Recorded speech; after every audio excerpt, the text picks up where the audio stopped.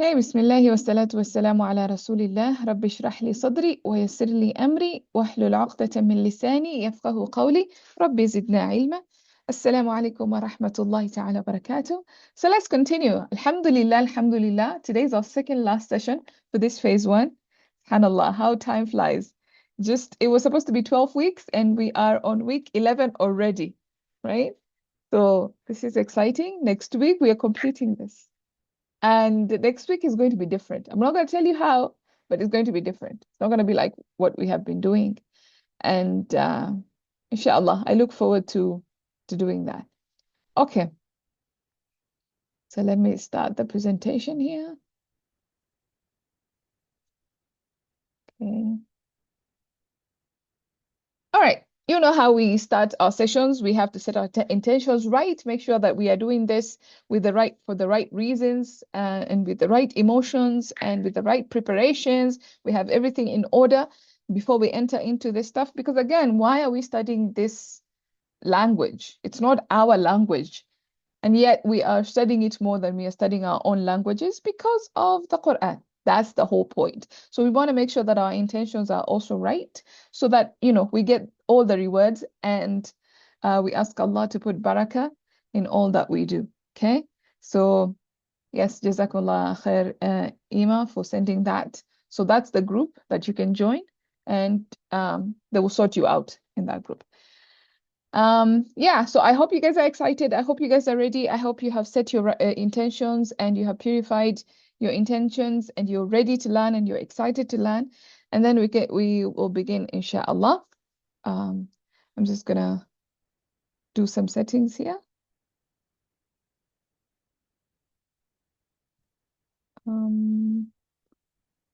Just give me a second.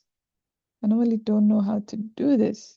So I don't know where the settings are, but just avoid the pen on your like that bar where that shows different settings and what. Just avoid that pen that says annotate, so that you don't end up writing on the screen.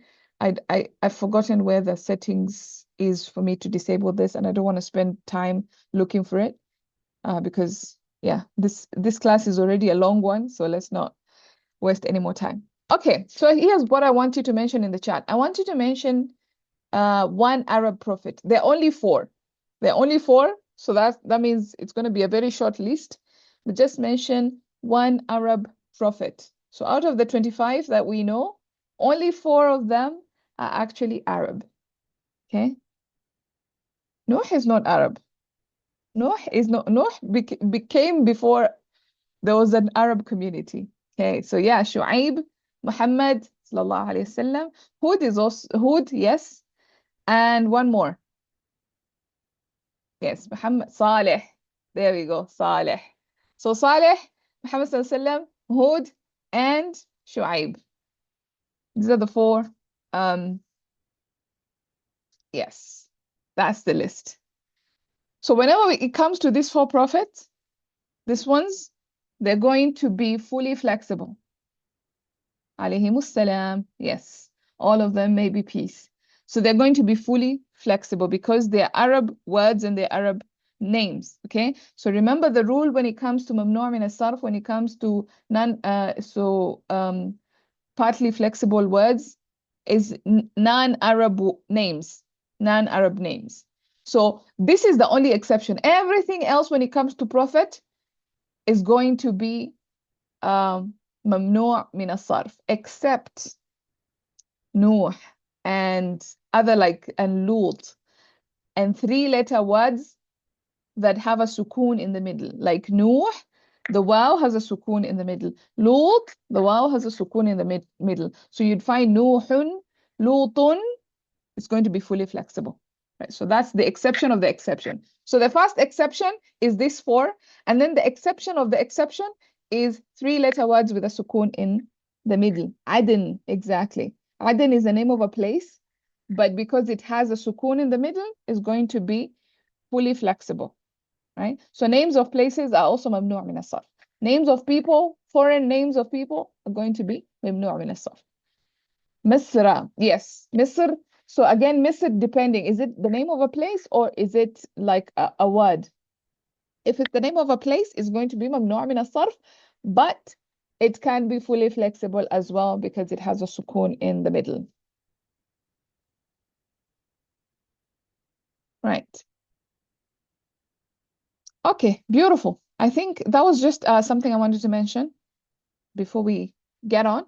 So our ayah today is ayah 21 of 74, so Al-Anbiya, ayah number 27, ayah number 74. وَلُوطًا آتَيْنَاهُ حُكْمًا وَعِلْمًا وَنَجَّيْنَاهُ مِنَ الْقَرْيَةِ الَّتِي كَانَتْ تَعْمَلُ الْخَبَائِثَ إِنَّهُمْ كَانُوا قَوْمَ سَوْءٍ فَاسِقِينَ. So we gave Lot sound judgment and knowledge and saved him from the community who practiced obscenities. They were shameless people who broke God's law. I hope you're ready. Get your equipment ready, whatever. If it's Quran.com or you have a physical mushaf, turn to Surah 21, ayah number 74. And I'm going to create breakout rooms here. And it's going to be so easy right now because majority of this stuff we've already covered. It's only one thing that I'm looking for in this particular ayah that probably that stands out that we haven't covered before. So let's see. We can do 3 groups. That's good. We're going to do the same number of minutes, 6 minutes or so. Okay, I'm going to open the rooms now. If you see the pop-up window, you know the drill. We're familiar with what happens now. So just jump in and start discussing, inshallah. Okay, all right. See who's not joined. So just make sure you join and then be part of that discussion. Meanwhile, for those of you who are watching the recording, you can do this as well. Just try and break down this ayah to the best of your ability for the 6 minutes that we have. And then you can come back and, we can discuss it further, inshallah. Right? So we're going to sit in silence.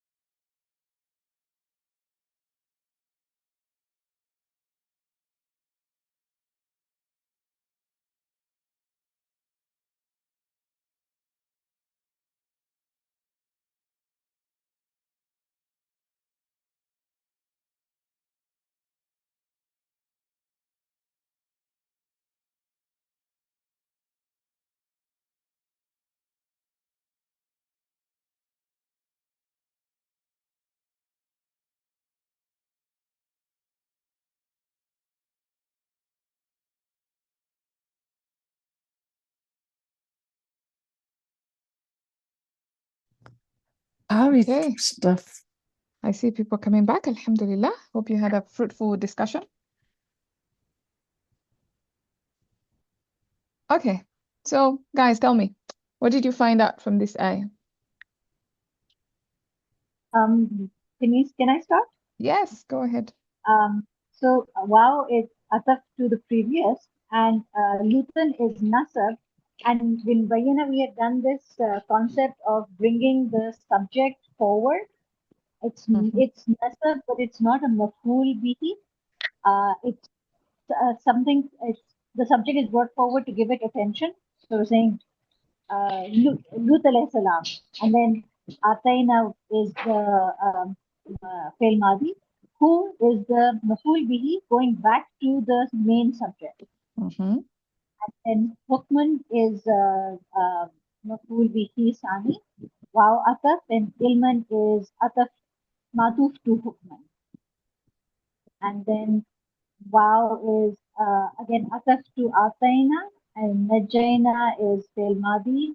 معطوف to أعطينا who is مفعول به من القرية is متعلق بالفعل to أعطينا, Mm-hmm. and then التي is اسم موصول and followed by صلة الموصول. Inside the صلة الموصول you have كانت which is فعل ناقص. Mm-hmm. Sorry, I can't see now. And then تعمل is your fail mudare, and al-qabaisa is maful bihi. And then that's followed by this is jumla ismiya, so we can call it jumla haliya perhaps, where inna is your fail, sorry, not ism nasab, and hum is ismu inna, followed by khabar of inna, and then inside the khabar of inna you've got fail nafis, kanu, the pronoun hum, and followed by khabar of kanu, which is qawma, su'in, fasiqin. We were discussing when we weren't sure, but this qawma is the khabar, mudaf, and su'in is mudaf ilay. And then fasiqin, we were discussing whether it's a sifa of qawm or whether it could be badal. So there was discussion. I think it's a sifa of qawm, but if you could clarify that as well. All right. Beautiful. Okay. Wow, wow, the beginning, wow, isn't that Tanafia though here? I don't think it's Atfia. But other than that, it was perfect, mashallah. Yes. Yeah. So here probably it will be istinafia because again, uh, it depends what comes before it, but here looks like probably it's just studying, it's continuing the discussion, but not really connecting, right? Yeah. So most likely it is istinafia. Yes. Beautiful. So why we cannot take it the continuation of the previous ayat, like وَجَعَلْنَا, that A'immatan, the leaders. So we cannot take that Lutan is a matuf to that leaders. I don't know what came before, so let's just check. وَجَعَلْنَا أَئِمَّةً يَهْدُونَ بِأَمْرِنَا وَأَوْحَيْنَا. It could be. So this is the thing between atif and istinafia. There's a very fine line between the two. So you could say, yes, this is wow, and I'm giving an example of the ai that is being mentioned, and one of those ai is Lut.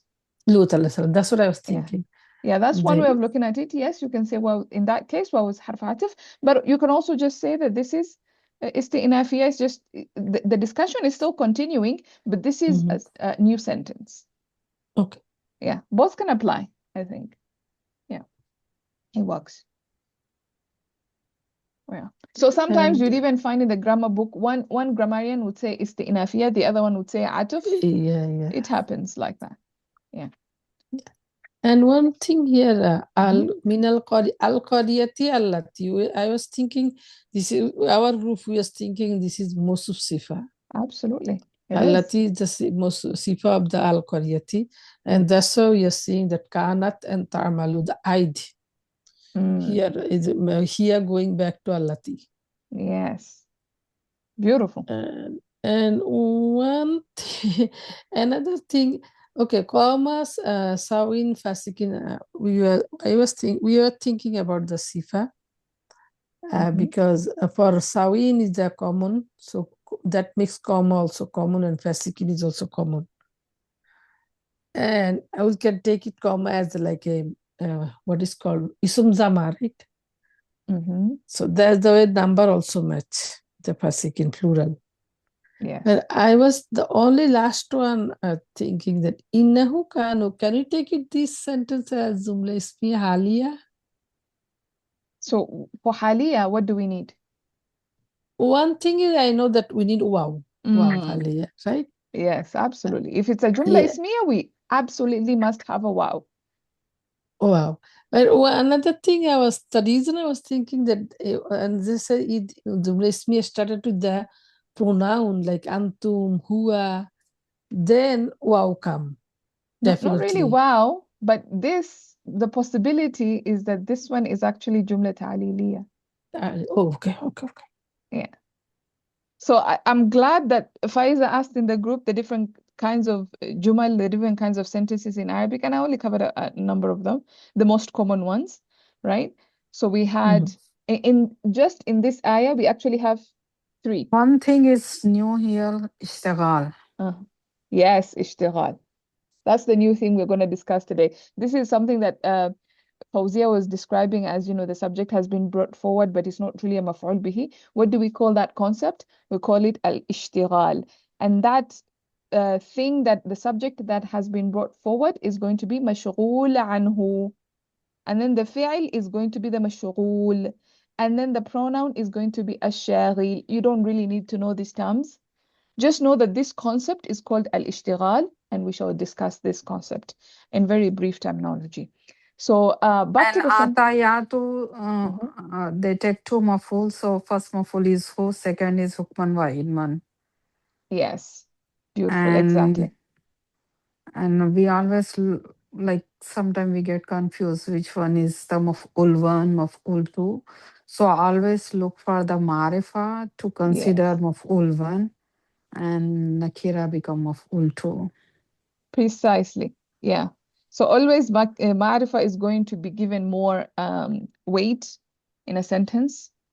Even in a jumla ismiya, we look at which one is more ma'rifa than the other, right? To make between mubtada and khabar. So do we say marfa is maful B1 and the other one is maful B2, nakira? Or do we still say whichever comes first, we say maful B1 first, right? Well, it depends. I mean, Okay. yeah, you can look at it that way. Okay. However, if it's between a pronoun and something that is nakira, then, for example, if we have iyahu, although both of them might actually be proper, in that case, then you can just go with the order. Yeah, I think the easier way is just to go with the order, I guess. Yeah, and anyway, who cannot come separately except you get iyahu, right? Yes. Because No, it has to certain come time as it's not attached. necessary zamir come, it can come ism also. It's not attached, separate also. Yeah, but then the isim most likely is also proper, like it's a person's name with or alif something. lam. Yeah, or something with alif lam. Yeah. Maybe name. Yeah. Because I I've just never go with seen the order. any Arab books which where the maful bihi sani comes before maful bihi awal. I've not seen any before. But I mean, it's an interesting observation, though. Yeah, Jazakallah. Yeah, well, Yaqub, maybe I could look it up and see if something pops up. Because in Arabic, never say never. That's the principle. Never say never. I had 2 more things. If this is not Wawhalia, which is, I forgot, then this could be certainly they are. The inna home would then have some emphasis because of inna. And sanat usually comes when we want to signify habitual adats. So they were habitually practicing obscenities. So I was just wondering why kanat is here and why not, why we could have why Allah Ta'ala put kanat here. Mm. So, Beautiful observation there. And actually, that's one of my reflection questions at the end. You will see it coming. Why is you could just say إنهم قوم سوء فاسقين. Why إنهم كانوا قوم سوء فاسقين. They were continuously, it shows like what you said, habitual, and it shows istimrar, like, in the past, continuity in the past. Like they continued to be like this, right? So it adds something, and absolutely, that's a very beautiful observation. And now you're thinking about the ayah, and you're thinking about tadabbur, and you're putting all these things together. That's the whole point of this, of learning about Arabic, and yeah, I love that. Any other observations? Okay, so I'm just going to add, since I've already explained in the group the different kinds of sentences, so we've already decided that this waw can either be waw harf atif, and therefore this jumla could be atfiyah, connected to whatever comes before, so it is going to be ma'tuf, or it's going to be waw isti'nafiyah, and therefore this jumla is jumla isti'nafiyah. Okay, so that's number one. Number two, innahum here. So just listen to the translation. And we saved him from the community who practiced obscenities. Why were they practicing obscenities? Because they were shameless people who broke God's law. This is why they kept practicing obscenities. They're shameless, that's why. Because why does somebody insist in doing al-khaba'ith? Shamelessness. So you see, إِنَّهُمْ كَانُوا قَوْمَ سَوْءٍ فَاسِقِينَ is actually explaining, is giving a reason for why they're doing this, right? So إِنَّهُمْ كَانُوا قَوْمَ سَوْءٍ فَاسِقِينَ would be جملة تعليلية. And this happens a lot with inna. So most of the time you're going to see inna, and it's going to be actually جملة تعليلية of what comes before. It happens. It's not a very maybe not all the time, but you would see that in Arab books, like if you can put a why and a because, then it's jumla ta'liliya. So in between here, if I can put why, because innahum kanu qawma sawin fasiqin, and it makes sense, then it's jumla ta'liliya. You understand how that works? I just wanted to mention that. What's the difference between tafsiriya and ta'liliya? Okay, so, and here's the other thing. Actually, when you have اشتغال in this case, لوطا آتيناه حكما وعلما. How are we going to do the i'rab of this sentence آتيناه? لوطا will say, okay, this is مشغول عنه. But what about this sentence? We would say this sentence is جملة تفسيرية. We'll say that this sentence is جملة تفسيرية. It is as though if the normal order was observed, how would it be? It would be آتينا لوطا. آتينا لوطا. We gave Lut. Okay, we gave them what? حكما and علما. That would be the normal version. But because we're doing اشتغال here, so it's like saying آتينا لوطا آتيناه أي آتيناه. So there's a أي. Let me write it down here. So it's like Is that saying the same as Jumla Tafsiriya? Is that what you're trying to say? Yeah. Is that the same yes, thing?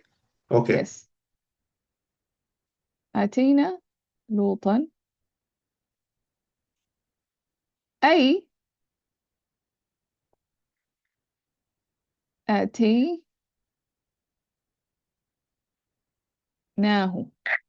So we will say that this sentence آتيناه is actually tafsiriya of what was supposed to be said. And that's why they will do like this sentence, they'll say this is tafsiriya. It is explaining. Lutan. So when you just say Lutan, Lut, what about Lut? We gave him. So it is tafsir of Lut. It is explaining. So jumla tafsiriya is a jumla that comes to explain a detail. You mention something and it gives more details. It gives an explanation of what has happened. That is jumla tafsiriya. Okay, so it gives details. It gives explanations. That's tafsir, tafsiriya. Ta'liliya gives a reason. Why is this thing happening? So that will be the difference between the two. And we can see already we have isti'nafiya, we have tafsiriya here, and we have ta'liliya there. We've already covered three of those that I mentioned in the group. Clear the difference? So always after ishtighal, if the jumla comes, that's become tafsiriya? Yes, if the مشغول عنه is mansoob, like in this case. Okay. There's a possibility it could be marfu', which I don't want to get into it, to be honest. It's not really common. Mhm. But yeah. So in this case, yes.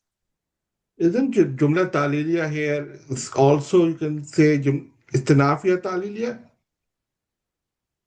Or is it, if it is Taliliya, it cannot be Istinafiya? Yeah, I mean, yeah, just go with one. Just go Okay, with one. thank you. Yeah. Because each one kind of serves a different purpose. So yeah. Okay. So let's now that we've broken down that, and actually you guys have done most of the heavy lifting, and you can see already like how much and I thought you guys would struggle here at the end. You struggle a bit, but actually you got it right. But let's see how things happen. Okay. So obviously we're gonna talk about al-ishtighal, which I've mentioned a little bit about. We're gonna talk about compound sifa, which is something that we mentioned along the way, but we didn't really cover it. So some of you actually mentioned, al-qarya and allati here, mawsuf sifa. So we're going to talk a little bit about that as well. And then we have sifa to a mudaf, which is kind of like this at the end here. So this fasiqeen is a sifa to the mudaf and not to the mudaf ilayhi, obviously. And this common sense actually applies there. Because somebody could say, okay, fasiqeen could also be jar, but then you look at sawin. What is sawin? Is a masdar. And then fasiqeen is plural. Sawin is not plural. So yeah, common sense kind of comes into play there.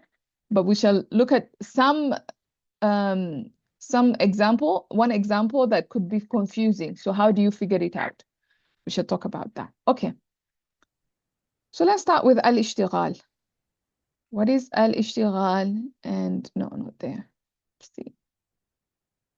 Yeah, here.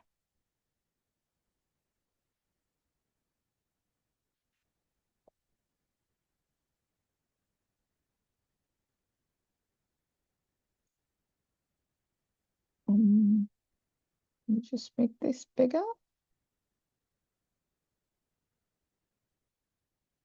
Okay, I think we can even go bigger than this. Okay, perfect. Can we have a sifa to the mudaf ilayhi as well? Yes, yes. And we're gonna see the possibility of that, right? We're gonna see the possibility of that. Okay, so let's talk about al-ishtighal. What is al-ishtighal? To put it simply, actually, let's go to the next page. To put it simply, this is a concept where a fi'l comes between an ism and its pronoun.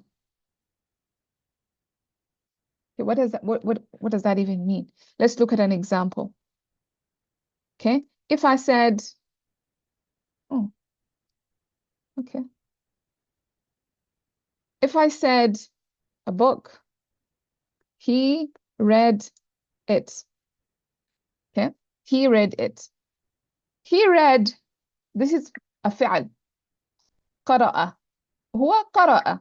He read. But then this it, what is it going back to? You can see it's going back to the book, right? So if the book, let me give it a different color. Uy, too bright. Okay. And then we say it also has the same color. So you can see the it is referring to the book.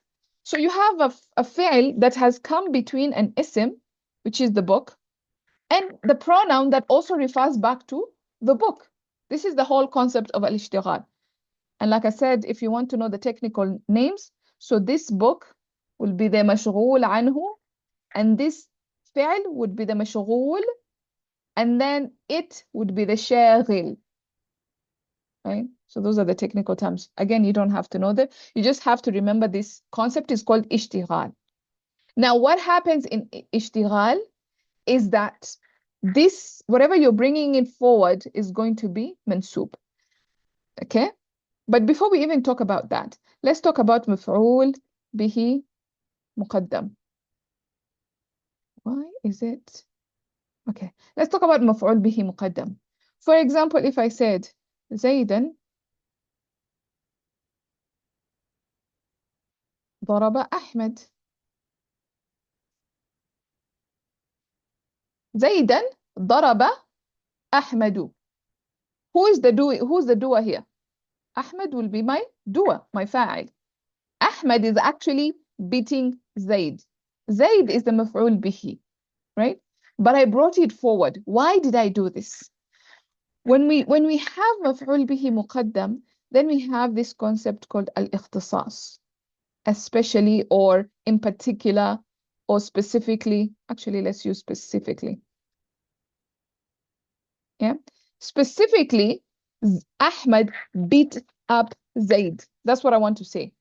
But not to use so many words, I'm gonna say زيدا ضرب أحمد. Like maybe there are 3 people, and I want to know who specifically did Ahmed beat. Then I'm gonna say Zaydan. It was actually Zaid. Zaid was the one who got beat upon, right? So this is the idea of مفعول به مقدم, and we actually mentioned this idea in our pilot class. You know, when you have تقديم and تأخير, there's always one of the concepts is الاختصاص, right? And it's a very common one. Okay, but when we come to اشتغال, there's a slight difference. So you take the same example, for example, and there's a very, very slight difference, and that difference is you would have a pronoun. The minute you have this pronoun, خلاص, we're no longer talking about مفعول به مقدم. Now we're talking about اشتغال. زيدا ضربه أحمد. Now this is اشتغال. You can see just one tiny change, and now we've moved from one concept to another concept. And here, what is the purpose of, so maybe let me, for those of you who would be reading this later, you can actually understand the notes even though it might not be very clear. Purpose. Here we don't have اختصاص, here we have اهتمام. And what does اهتمام means? To give importance. Now I don't want to say specifically it was Zaid, but I want to give importance to Zaid, right? I want to make sure that you understand the importance of Zaid. Like Ahmed beat up on Zaid. Like, do you understand how important Zaid is? Like, that's the kind of idea. Like, I'm giving it importance. That's the whole purpose of اشتغال. Is it clear? What is the little meaning of اشتغال? اشتغال, so شغل, what does شغل mean? So, شغل means to be busy, like being busy, being occupied. So اشتغال is the idea that this fi'l is coming to preoccupy the ism and the pronoun. The pronoun is making the ism busy or something like that. It's a very strange idea. But yeah, so it has can to you do write with, down that, because I use your note later to take out the note. Can you write down the meaning on the istigal in front? Just if you I will have to confirm exactly the details. Okay. But yeah, it has to do with preoccupying and Preoccupying. That makes busying. sense. Yeah, but I will inshallah after. Go ahead. We use this word regularly in Urdu language, mashghala. You know, mashghul means to be, you know, busy, to be busy, busy. occupied. Yes, Yeah, Yes, mashghul. occupied. same in Yes. Arabic. مشغول. No, mashghul. Yes. Now I Same word, same concept. Yes. So اشتغل, this is family 8. This is going to be lazim now. Yeah. But شغل شغله, it's متعدي. But اشتغل is lazim. To make yourself busy or to be busy, to become busy. That would be اشتغل. So who get busy, the pronoun or noun? Is talking about the noun, Zaid, right? Yes. Okay. So the pronoun is making the ism busy. Okay. And the isim should be always marifa, right? Both is Like very Zaidan, or Yeah. maybe if it is kitab, it should be with alif lam, al kitab. like that. Yes, absolutely. Yeah. So for example, والسماء بنيناها. So you see the And pronoun there is came back one there? ayat for Surah Rahman also, right? Yes. والسماء والأرض رفعها. مددناها. Surah Rahman ayat number 7. والسماء رفعها ووضع الميزان. Precisely. That's the idea. That's the whole point of الاشتغال. So you have a proper and there's a pronoun. Okay? So in our example here, a book, he read it, will be الكتاب. The book. Okay. الكتابة, again, because why? It's اشتغال. It has to be mansub. Well, yeah, for now, just understanding that it has to be mansub. قرأه. الكتابة قرأه. So you see the pronoun came back. And this pronoun is going back to الكتاب. This is the whole concept of الاشتغال. All right, is it clear? So it's not a very difficult topic, honestly. So what's the i'rab? Al-kitaba will be. So we would say that al-kitab, I don't want to make so much complication. So you can say al-mashghul anhu. So you can say al-kitaba is the mashghul anhu. And then qara'a.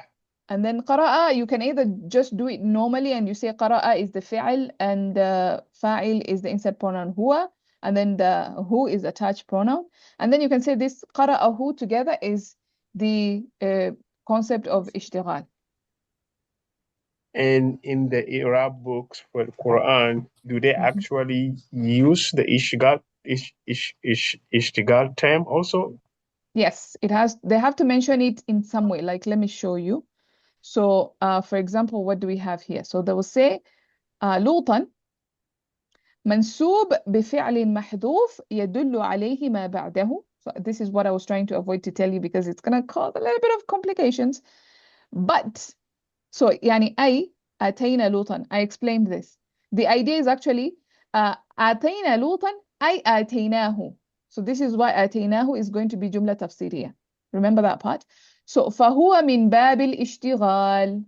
It is from the chapter of al-ishtighal, right? So you'd see something like this. Let me see if somebody else, like if we're to look at Mahmoud al-Safi, let's see what he's going to say so that you can understand. I don't know if he says it.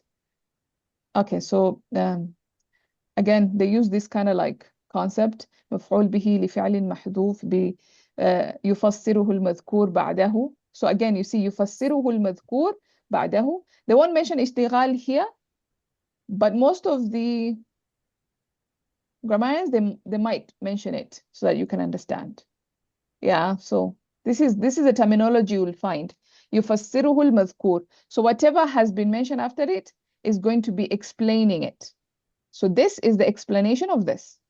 So the sentence is explaining this. But we understand that this is the concept of al-ishtighal. Normally, I advise students to do al-i'rab al-muyassar if you want to learn the i'rab. And if you're having difficulty, by the way, reading, there's this button here. You can always click at tashkil and you can have some kind of tashkil. It's not really, for some tafsir, it works better. For some, not so much. Yeah, but it can help. Oh, yeah. Okay. So that's the idea. Can we go back to the example?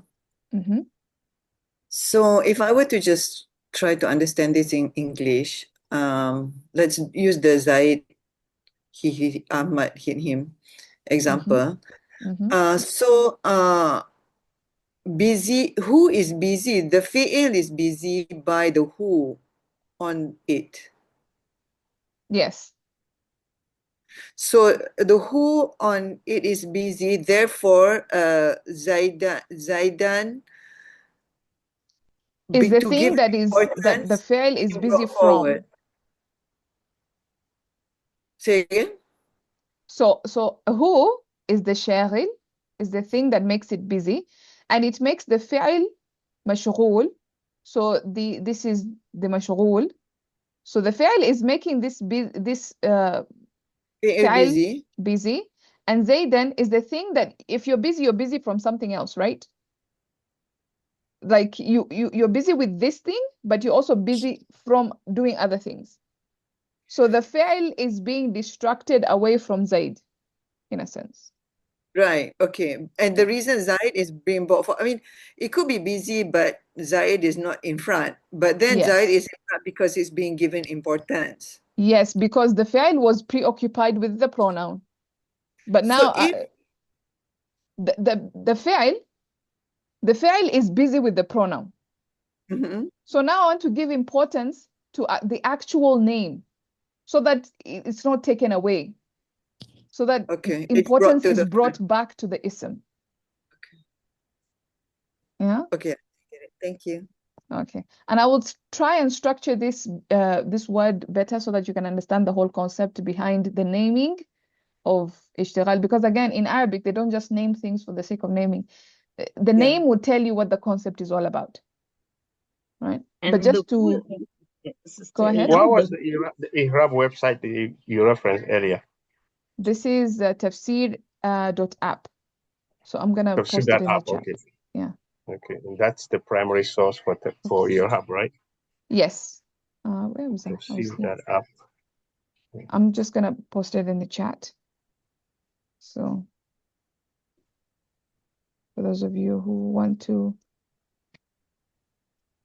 so just copy that and paste it in your browser. Yes, it also has an app, Al-Bahith Al-Qur'ani. So in Arabic, you can also search for it in Arabic, Al-Bahith Al-Qur'ani. Oh, there's an app also? Yes, there's an app.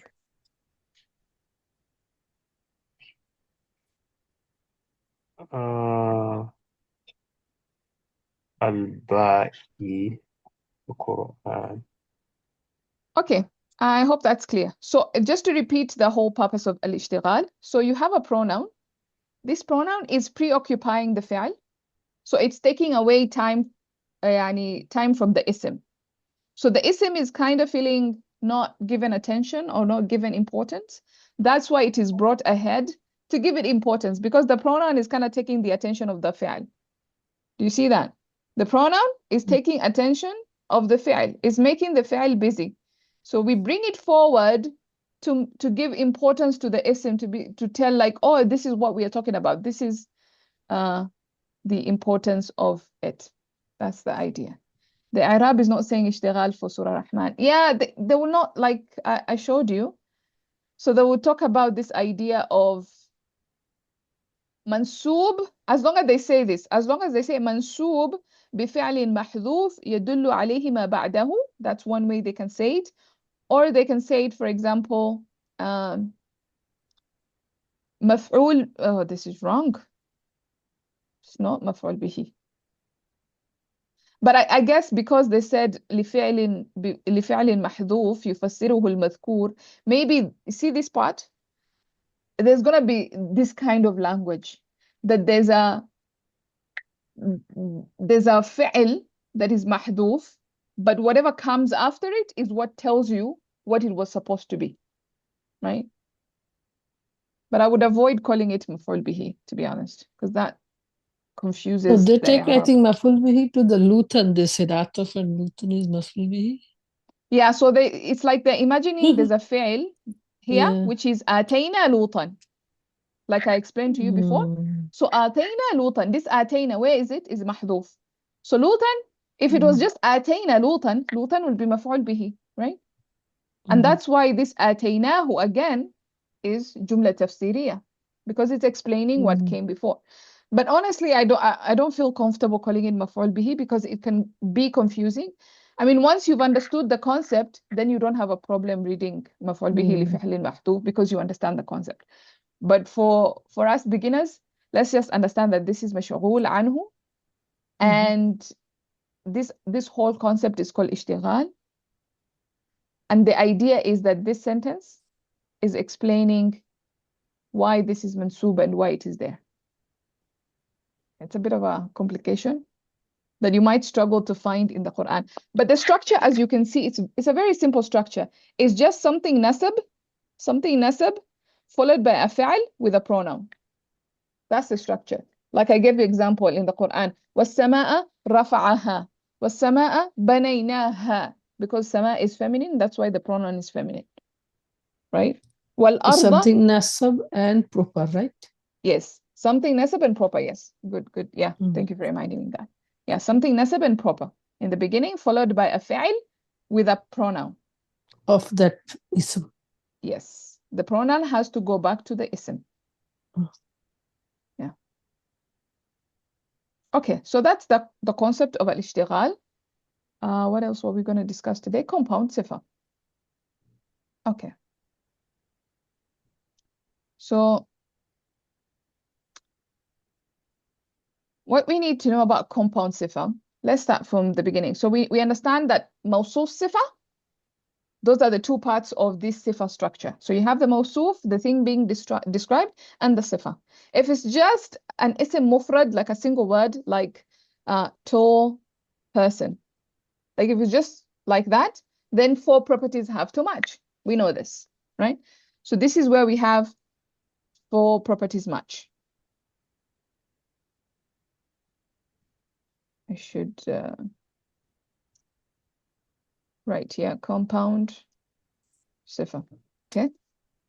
So that's the first thing we need to know. Now, what if it's not an ism mufrad? What if it is a composite? What do I mean by a composite? I mean, what if it's more than one word? Right? So you could have a sentence, you could have idafa, you could have jar majroor. What if it's like that? So you have jumla ismiya, for example, and then you have jumla fi'aliya. What if the sifa is a jumla fi'aliya? What if the sifa is jar majroor? What if the sifa is idafa? These are all more than one word. What if the sifa is ism mawsul? So how do we deal with this case, right? So that's what we're looking at. So the sifa could be any one of these things. It could be a jumla ismiya, it could be a jumla fi'liya, a jar majroor, it could be an idafa, it could be ism mawsul. This is what we call a compound sifa. Now, when it is a jumla ismiya, the mawsuf has to be what, guys? Nakira ba'daha al-jumla. This is the idea. The mawsuf has to be nakira. And that's a qaida we learned in Baina. B-U-J kept repeating it. Nakira ba'daha al-jumla. I will try and share it, inshallah, because I think maybe the name is different for iPhones and stuff. I don't know. I'm not so sure, but I will share it, inshallah. Yeah. Or if somebody has access to it, maybe share just a screenshot or something. As I keep, but it's gonna look like this book thing. I don't know if you can see it. Yeah, so that's the logo. So look for something that looks like that. Okay. So yeah, so nakira ba'daha al-jumla. Something that is nakira and that is nakira that is followed by a jumla, this is going to be mawsuf sifa. Okay, so which means the same thing applies for jumla fi'aliya. Jumla fi'aliya. Okay, so jumla ismiya, jumla fi'aliya, we're looking for the mawsuf has to be nakira. If it is not nakira, then it cannot be a sifa. It's going to be hal. Very, very important distinction there. Just remember that. Okay, thank you, Fawzia. All right, so that's that.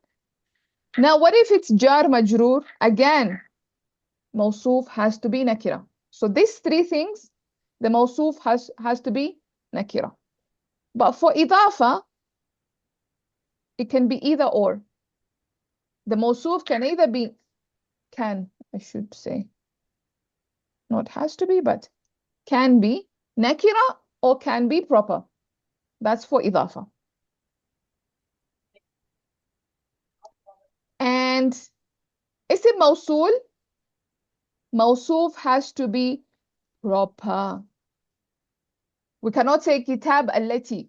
La la la. Al-kitab, sorry, kitab alladhi. We cannot say we cannot say kitab alladhi. We have to say al-kitab alladhi. The book which, the book that, right? So that's why in our example, what did we have here? We have al-qaryati allati. Al-qarya allati. So it has to be proper. It cannot be nakira. So in other words, what you can remember is that of all the other composites, the only one that is proper is isim mawsul. When the isim mawsul is a sifa, then the mawsuf has to be proper. That's basically the summary of it. Okay. Can you put all together on one page so that we can have a screenshot? Oh, okay. Let me. It's very informative. There it is. Jazakallah khair. Yeah, come on, no worries. Yeah, and So by the way, these notes are available online. You can access them anywhere. So yeah. On all of these lists, if it's not what it has to be, then it's hal, not a sifa.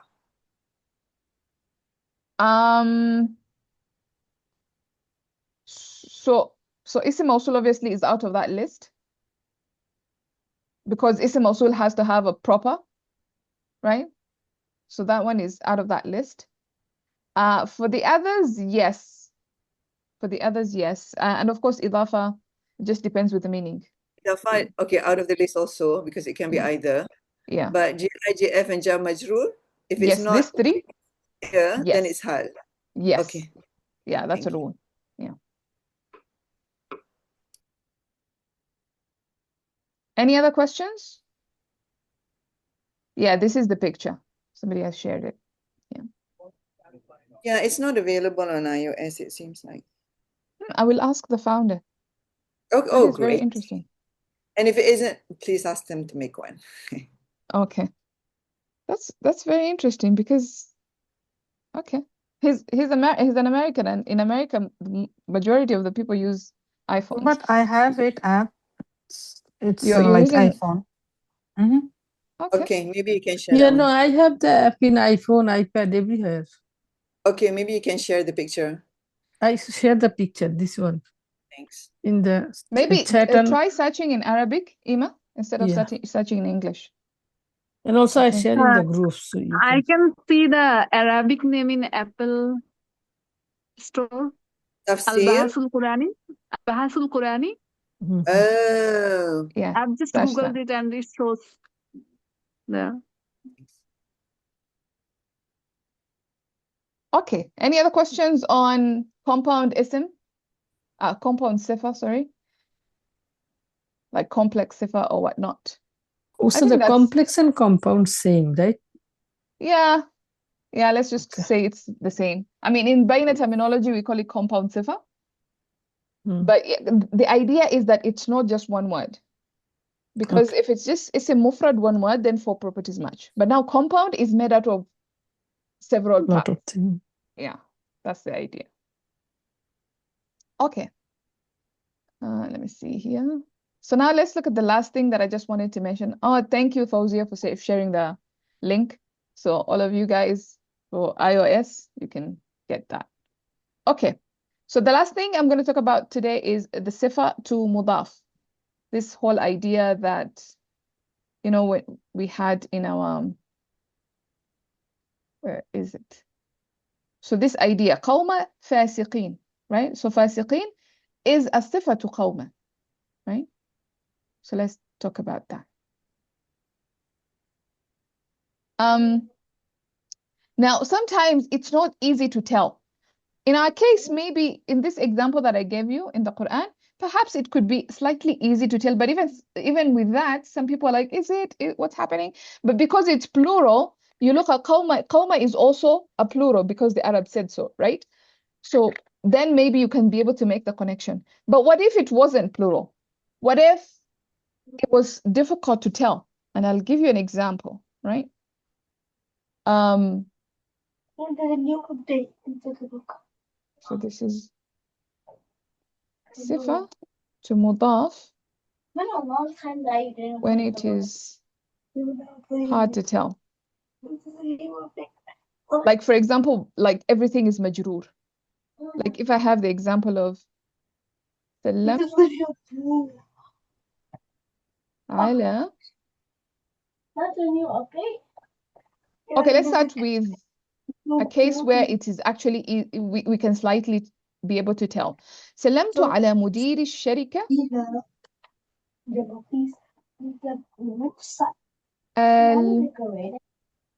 الكريمة or محترمة. Yeah, let's go with محترم because that would be. Oh, you want to? Yeah, but nobody's gonna be there. Yeah, you can't play by yourself. You can't. Because you need somebody. Okay. سلمت على مديرة الشركة المحترمة. No. How would I look at this? So I know مديرة الشركة, this is مضاف مضاف إليه. مديرة الشركة مضاف مضاف إليه. Right? So I look at this as one composite. Oh. And المحترمة is actually describing the مديرة, right? So it's describing this صفة is a صفة to this person. Let me write the explanation, so the English, so that you can understand what I'm saying. I greeted the director, which is a feminine, of, or rather the respected director of the company. The respected here came before because this is a sifa of the director. Respected director. Okay? I hope this is clear to understand. All right.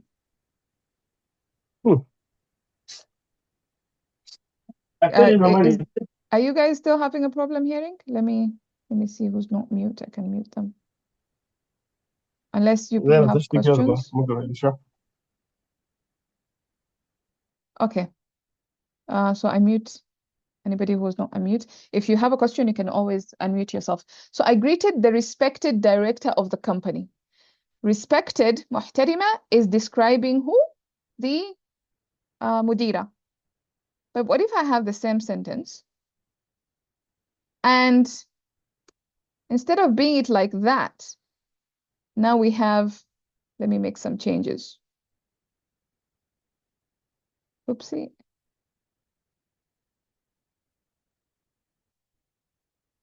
Okay. Now, what we have here is مديرة شركة محترمة. Now tell me, is it respected company or is it respected director? Who is being respected Yeah, here? respected company now.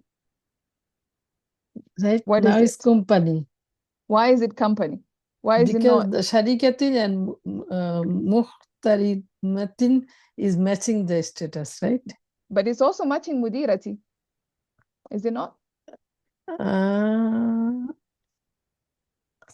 No, but So which is it? matching. That one is idafa.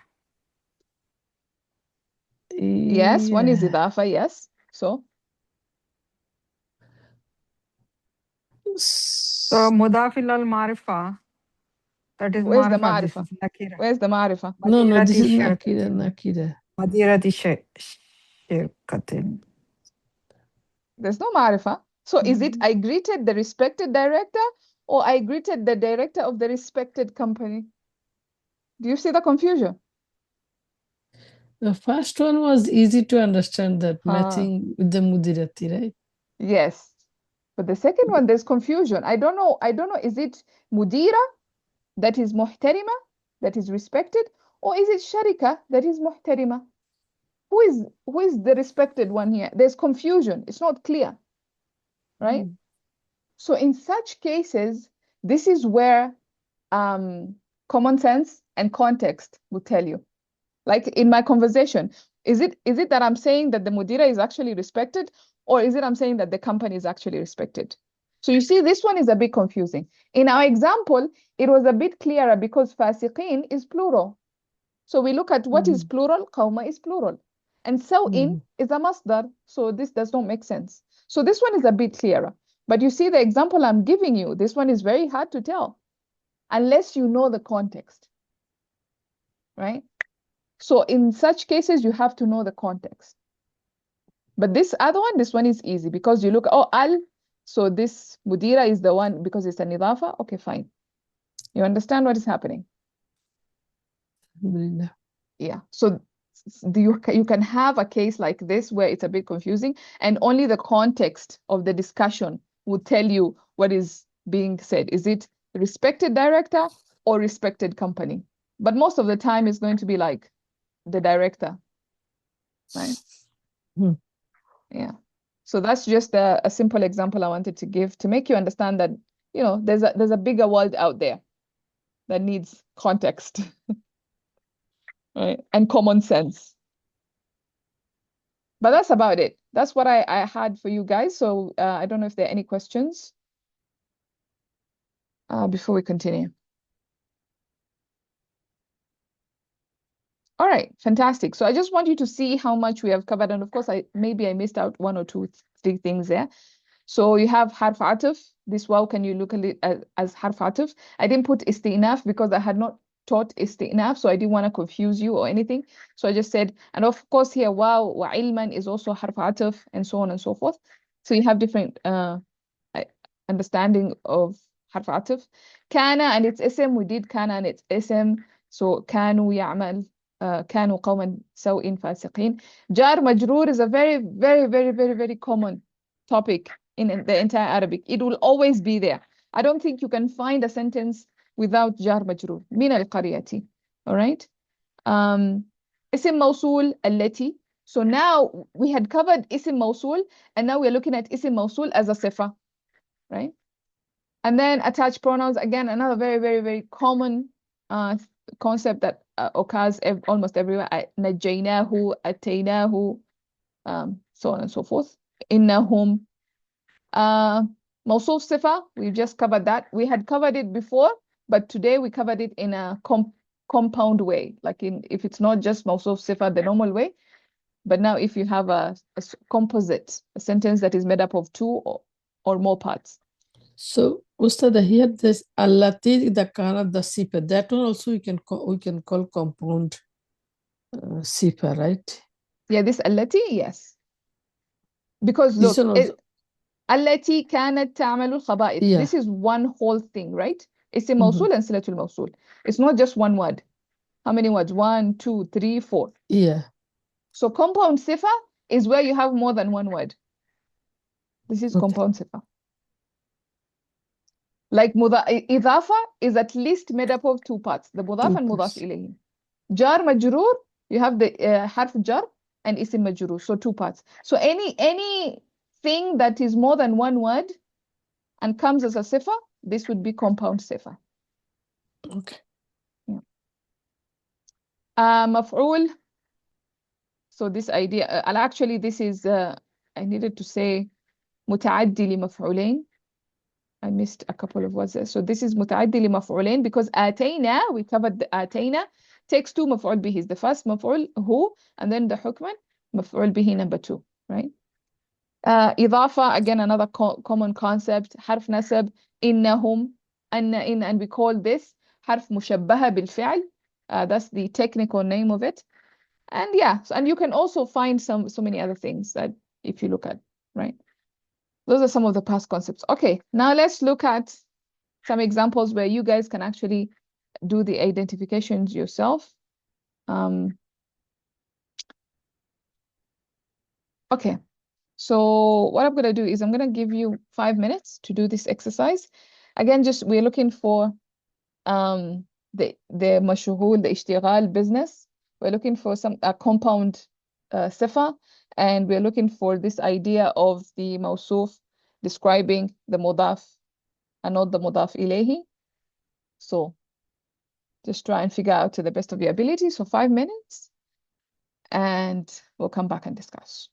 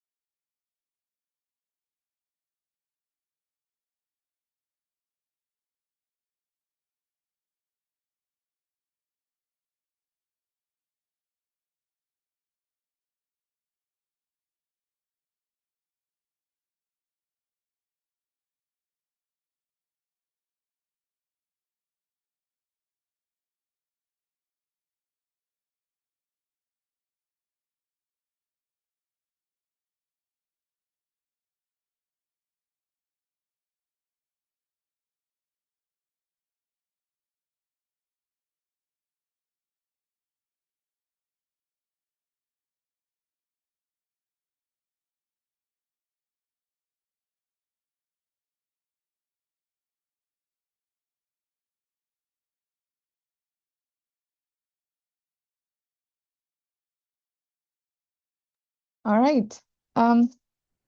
Let's see what you guys did. Can 5 not be badal? Okay, we'll talk about 5. I know 5 is the one that combines everything, so we'll talk about that. Okay. So let's start with the first one. جاء الرجل الذي فاز بالجائزة. We start simple and then we get complicated as we go on. So جاء is the فعل, الرجل is the فاعل, and this الرجل is proper and then followed by الذي. So this الذي is a compound صفة. So الرجل الذي, the man who, or the man that. Mostly we use who. So the man who won the prize came. Look at how we translated it. So this whole bracket, this whole bucket, the man who won the prize, that's one whole bucket of the fa'il. And then we have the fi'l comes after, came. This is how we translate in English. We start with the fa'il and then the fi'l. But in Arabic, we start with the fi'l and then the fa'il, right? So you see all this is one bucket. جاء الرجل الذي فاز بالجائزة. And again, فاز here is متعدي بحرف. You can see it like we covered last week. متعدي بحرف. فاز بالجائزة. الجائزة is what did he win? The prize. But you see in English, there's no with. The man who won with the prize. There's no with. Because in English, it is not intransitive, it is transitive. It doesn't need a harf jar. But in Arabic, we need a harf jar. This is, we are talking about what we discussed last week. Anyway, number 2, so I hope that's clear. Number 2, ذهب أهل خير صالحون. Now, I try to make it clear for this one so that I don't confuse you. So you see أهل خير صالحون. So صالحون is مرفوع, and أهل is also kind of a plural. So that kind of matches there. Just like we had قوم سوء فاسقين. This is the similar example. It's a bit clearer. It's not like the ambiguous one I gave you before. So this one should be clear. So salihun would be the sifa to ahlu. Right? Good, righteous people have gone away. And this is the idea that good people have passed away. Now we're just left with treacherous people. That's the idea. Ar-rajula. Now we come to number 3. Things start to get a little bit complicated. So we have ar-rajula. It's mansub. We have to know why it is mansub. But before we get to know why, we see alladhi. So al-rajula alladhi, this is mawsuf sifa, because what came before is proper. Al-rajula alladhi zurnahu. Zurnahu, we visited him. So the man, we visited him. It feels like, kind of like ishtighal happening here. So you see al-rajula alladhi zurnahu ams. So sorry. Alladhi is the isim mawsul. Zurnahu ams is the silatul mawsul. So this is still one bucket. If you were to look at this, you see this is still one bucket. Rajula alladhi zurnahu ams, one bucket. Right? And then ra'aytuhu fi suq. Ra'aytuhu fi suq. So now you have a fi'l with a pronoun. So something that is mansub followed by a fi'l with a pronoun. Mansub and proper. So you see this is what we call ishtighal. رأيته في السوق. I saw him in the market. I hope I didn't make it too complicated that you were struggling too much, but that's the idea. Sorry, Zaidan? one question. Go ahead. In Zurnahu, the who is also going back to a rajul, Yes. right? Yes. So, but that's not going to be the, what is it called? Mashghulun be here. Or the one that, the pronoun that comes. No. Is that? The shaghi. No, because it's not mansub. Is that why? No, because look, this is all part of the same bucket. So if I remove this isim mawsul and silatul mawsul, let me try and write. If I was to remove this part, just eliminate it. What do I have? Ar-rajula ra'aytuhu fi suq. So I have my mashghul anhu. I have my yeah. So what does this alladhi do? This alladhi is describing this man, the isim mawsul. But this isim mawsul comes with a sila. Okay. Yeah. You got it? Yes, I did. Yeah. So in a sense, this whole thing is one bucket. Just like this whole thing was one bucket of the bucket of the fa'il, this whole thing is one bucket of the mashghul anhu. That's kind of how you look at it. So the first Zurnahu, the who is the Aid for Alladhi, right? Yes. This is the Okay. Aid of Alladhi. Remember, we talked about Ism Mawsul, there's going to be a pronoun Aid. Now we are also seeing a pronoun going back to Ishtighal. So it's a Aid of Ishtighal, in a sense. Remember when we were talking about Isim Mawsul and Silatul Mawsul, I told you these are two parts. You're trying to bring two parts together. So there has to be a pronoun that connects these two parts together. Same thing with Ishtighal. You have two parts. You have a rajula and then you have this fi'al. So we need a pronoun that bring these two things together, right? You would see this is a very common concept in Arabic. Like a pronoun keeps coming back to bring things together. You'll see it in Ism Mawsul, you are seeing it in Ishtighal, you will see it in Jumla Ismiya as a Sifah, Jumla Ismiya as a Hal. There's always going to be this pronoun that comes to bring two things together. That's the whole idea of the A'id, right? So this who, Ra'aytuhu, we can say this one, Aid also, we can call it Mazgul. How do you say the word? Shaghil. Shaghil. Yeah. So the who is the shaghil. I mean, in this terminology, maybe we stick to the terminology of ishtighal, but that's the understanding behind it. I mean, you can't call it a'id because what does a'id mean? The returner. So the pronoun returns, right? Where did the pronoun come from? It came from a rajula. So it returned. That's the whole idea. Yeah. Okay. Yeah. What's the ayat of the Ism Mawsul called? If that's called Shaghal, what is this one called? It's called the a'id. That's the one that's actually called the a'id. All right. Yeah. And that Because one is easy to remember. This one is Shaghil. yeah. Ra'aytuhu Shaghil. And Ar-Rajula is a Mazgul and who? Yes, مشغول عنه. And the fi'l is the مشغول. Mazgul, okay. To Just like memorize. معطوف and معطوف عنه. Now we have مشغول عنه and مشغول. معطوف عليه, sorry, not معطوف Yeah, عنه. Matuf alayhi, yeah. Yeah. Okay, so that's the idea. Then number 4, we have زيدا رأيت في المسجد. Now tell me, what is This one happening I here? was thinking Maful Mukaddam because I don't see the I don't know what is called. Mazgul. I don't see the Shagil. Yes. I wanted to Ra'aytuhu. trick you, but I see I didn't. I failed. Ra'aytuhu. I don't see Ra'aytuhu. Yeah, if there was a رأيته there, if there was the pronoun there, then we would say, okay, this is اشتغال. But there's no pronoun. So now this is اختصاص. This is مفعول به مقدم, and the meaning changes from اهتمام to اختصاص. Now we are giving special attention to Zaid. We're not saying Zaid is important, but we're saying Zaid is specifically Zaid that we are talking about. I'm not talking about, I didn't say anybody else. I saw specifically Zaid. So you can even see in my translation, how did I translate? It was Zaid. Zaid I saw in the mosque. Not Ahmed, not Muhammad, Zaid specifically. But if it was ishtighal, Zaydan ra'aytuhu fil masjid, it's like I'm saying, oh, the important Zaid is the one that I saw in the mosque. So I'm giving importance to Zaid, right? Zaydan, important. That would be the difference. Questions? So ishtimam is the Ihtimam from ihtimam is muhim. I don't know if you have this in Urdu. Muhimmun, muhimman. Muhim. I'm not this? Urdu. Oh, you're not? Okay, No. sorry. My bad. So and I just try to memorize the ihtimam and ikhtisas is for the specialty, right? Yes. Giving specialty and ihtimam to give the emphasis, right?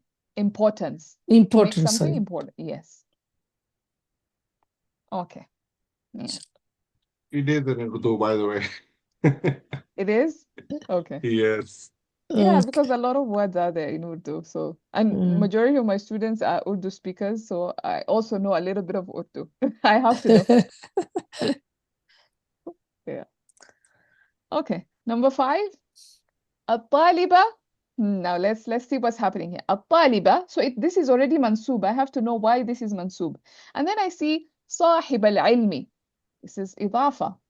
Okay. So, and we said إضافة, could either be a sifa to a proper or a common, right? So my mawsuf is a proper. So الطالبة صاحب العلم, okay, this could be موصوف صفة. المجتهدة, another موصوف, another صفة. كرمته. So we are seeing this whole thing is just one bucket of الطالبة, and I'm giving different descriptions for this طالبة. And then now we have كرمته, the idea of مشغول and the شاغل. Do you see how that came together? So now even you can see in the translation, the hardworking is mujtahid. The hardworking student, who is a sifa. We normally use this who in English because we don't have like way of properly capturing the description. Who is a companion of knowledge? Again, sifa. So we have sifa number 1 and sifa number 2. This is one bucket. Still مشغول عنه. كرمته, I honored him. Now, Fawzia was asking, is this a badal? And I'm guessing this confused you because of how I translated it and I put a semicolon there. And now it looks like a badal. No, it's not a badal. Or I don't know which part you felt I like was thinking, Ustad, maybe I forgot. You was teaching one thing about badal and sifa to differentiate. Like a badal it will be lazim or something, and sifa something you told about that, right? If it is a lazim, then it is badal. But if it is mustaq, then this is sifa. Something you said. This is when it comes to the munada. Oh, okay. To an-nida, the concept of an-nida. Oh, okay. Yeah. I got confused in the first bucket, not in the second one. This one. Because, yeah, yes, exactly. So I forgot that the idafa can be a sifa to the proper. Yes. Yeah. So why is it not a badal? Because if it was a badal, then I could just, well, can I just like interchange the two? I mean, it could be this person could be a sahib al-ilm, but he's not a talib. He's not a student. He could just be a companion of knowledge, but not necessarily a student. I mean, and I guess that's also a possibility.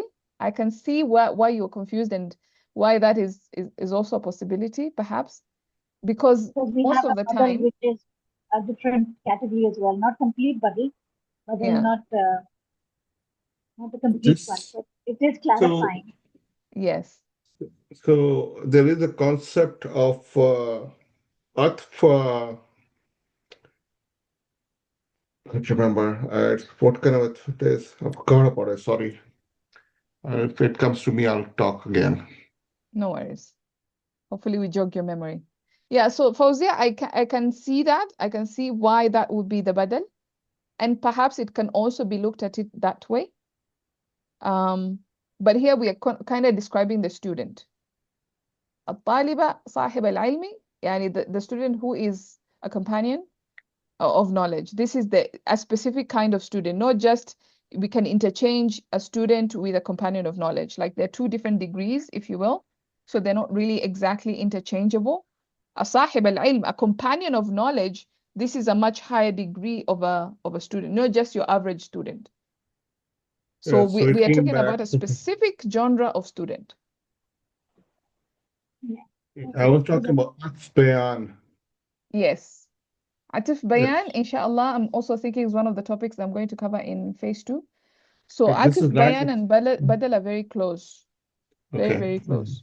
They're like cousins.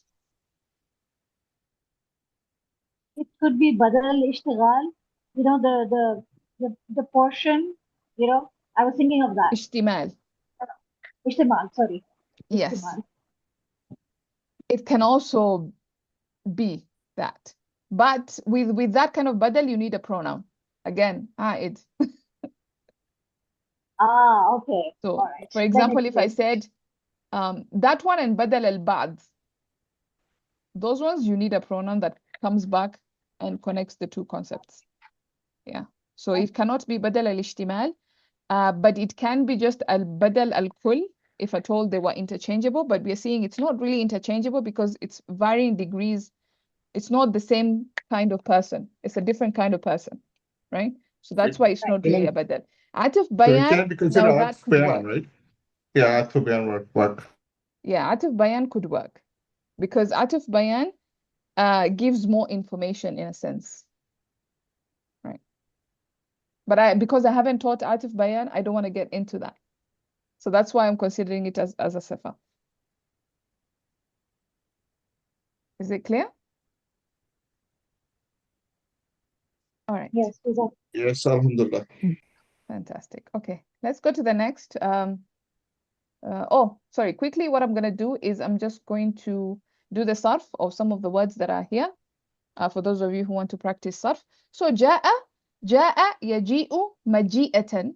So that would be or rather maji'. You can also just say maji'. فهو جاء. Ja'in. And this, of course, it's ajwaf. You can see it's hollow. It has an alif in the middle. And it's also mahmuz al-lam. But that one is a very common one. And it is lazim. So we're not going to do the passive line unless it is muta'addi biharf. We've already covered muta'addi biharf. So ji'a bi, right? That idea. So it will be ji'a bi. It was brought. Yuja'u bi. And then فهو, the maf'ul bihi is not really used quite a bit. It's a weird one. It's not really used. You How do don't we really know need. the B is coming with faza and not with ja'a? How do I? Sorry, how do we know that the the will ja'iza, the ba here is coming with faza and not with ja'a? Because we know that it's mutadi bihar. Yes. Okay, that's an interesting question. So can I say ja'a bil ja'iza? Yes. الرجل جاء بالجائزة. So it's not that the man who won the prize came, but then the man who won came with a prize. So the meaning changes a little bit. So if you're to look at that, then the meaning would change. And this sometimes can happen in the Quran, where you see, okay, this ba, is it muta'addi bi faza or is it muta'addi bi ja'a? And of course, depending on how you look at it, the meaning would change. But most likely it goes back to the thing that is closest to it. It's not going to go to something that is farthest from it. That's the idea. So faza bil ja'iza, he won a prize. It's not he came with a prize. That's a rule, kind of, right? Yes, it is kind of a rule, but sometimes it can break. Like again, with Arabic, never say never. Nothing is fixed in stone. There's always an exception. That's true. Yeah. The rule is that it will be closer to the fail. It is supposed to be mutadi bihar. Mostly when it comes to pronouns. So like when we have pronouns, we ask ourselves, this pronoun is going back to who? Then we look at the closest thing next to it. Then we say, okay, this pronoun is going back to the closest thing to it. This is kind of like a loose rule.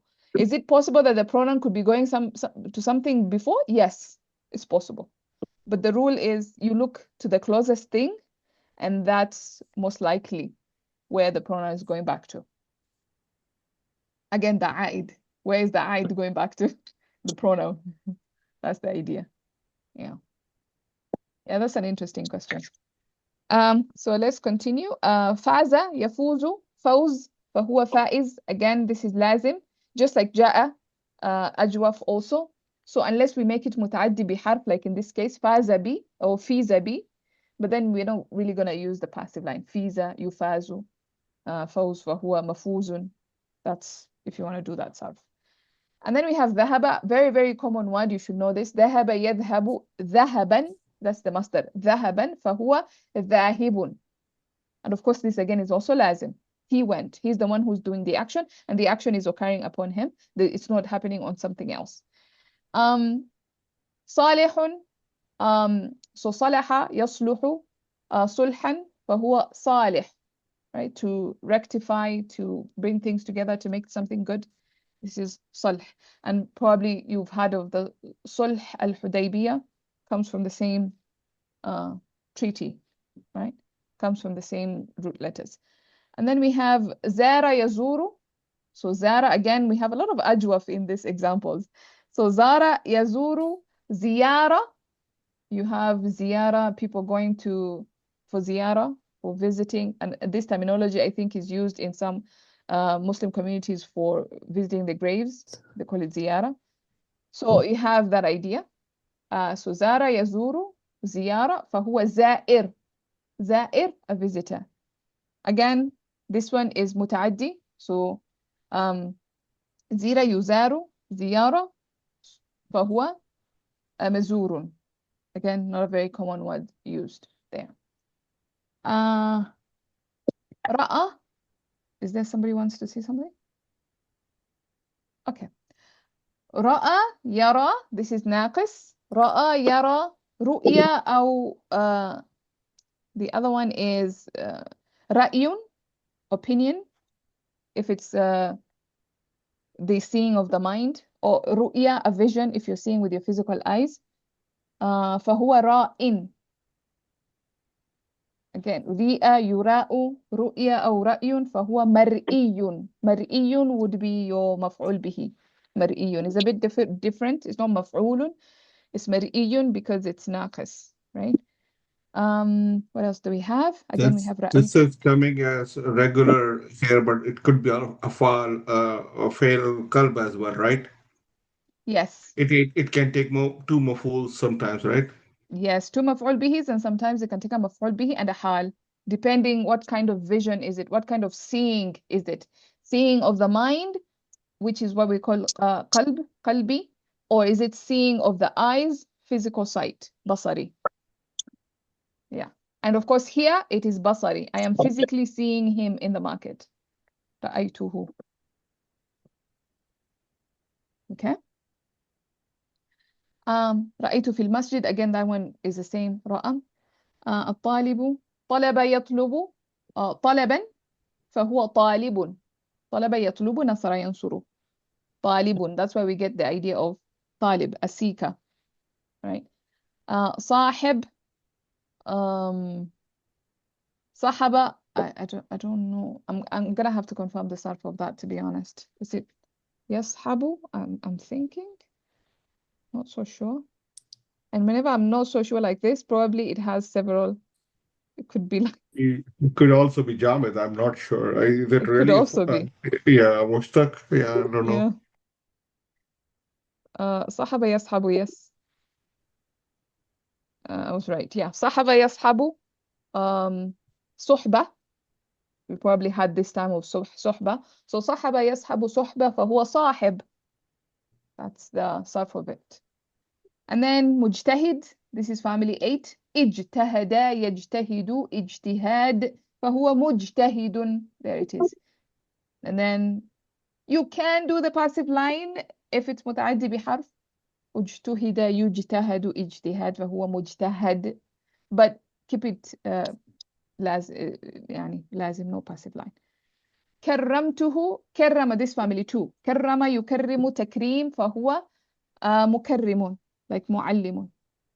Right? And then كرم يكرم, this متعدي, so you can do كرم يكرم تكريم فهو مكرم.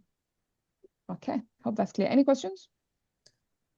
My question, like last 11 session, I'm saying how you said that is how can easily figure out this one is lazim, this one is Yeah, it comes with a lot of practice, to be honest. I think the easiest answer to that is you ask the question who and what, but that will only give you if it is not with harf, it doesn't work with the harf, Yeah. right? Yeah. Yeah, so like if I say اجتهد, hard working, he was working hard. اجتهد, he worked hard. Can I say he worked hard, Muhammad? Can I say he worked hard, book? This is the question of who or what. And so now so I know meaning, basically meaning will help us. Yes, meaning helps a lot. So you have to know actually the meaning and you have to know the vocabulary.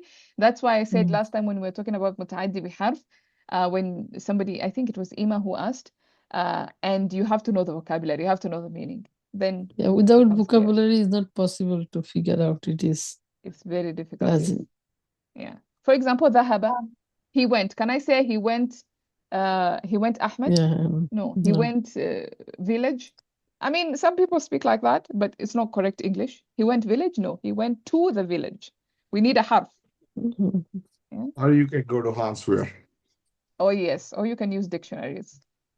Whatever dictionary you're familiar with, you can use the dictionary. It would maybe the next lesson, the last lesson, because it's not going to be very heavy. Maybe I will show you how to use some of these dictionaries and whatnot, inshallah. For those of you who don't know Trying that to is. find the maf'ul the only way to figure out lazim and mutaddi? Or can we think about whether this action can be done, is done on ourselves, or can be done, is that the same concept? Yes, yes, that's the same concept. So lazim, the action, you're doing the action, and the action is occurring on you. So for example, if I say I am going, or ana dhahibun, I'm going, right? I am the one doing the action of going, but also going is happening on me. It's not happening on somebody else or something else, right? Or let's go with ja'a. So ja'a, I am coming, right? I'm the one doing the action, and the action of coming is happening on me. But if I say ja'a bi al-qalam, so he came with a pen.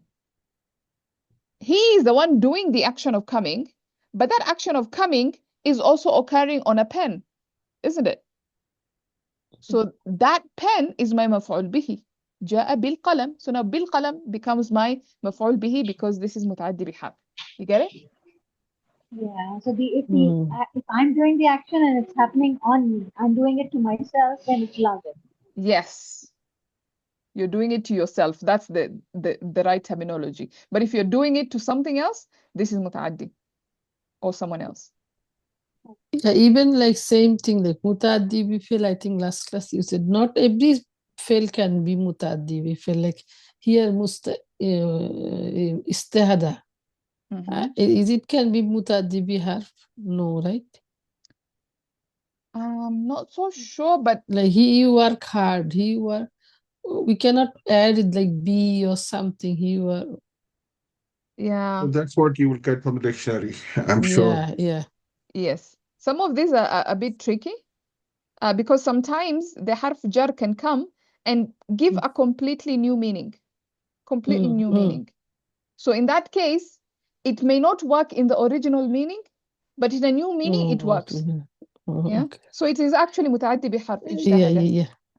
Yeah. اجتهد في الأمر مثلا. And I believe there are some verbs that can come as both, as mutadi as well as lazim. Yes. And I think I gave you an example last time. It can come متعدي, it can come متعدي بحرف, it can come also as لازم.